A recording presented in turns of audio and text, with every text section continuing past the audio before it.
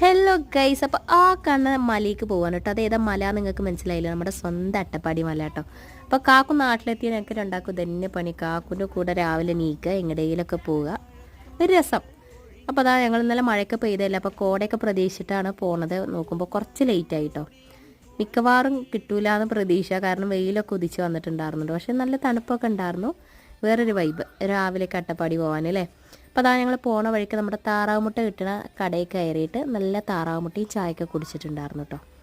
നല്ല ചൂടുള്ള താറാവ് മുട്ടയും ചായയൊക്കെ കുടിച്ച് ഞങ്ങൾ വീണ്ടും യാത്ര തുടങ്ങി.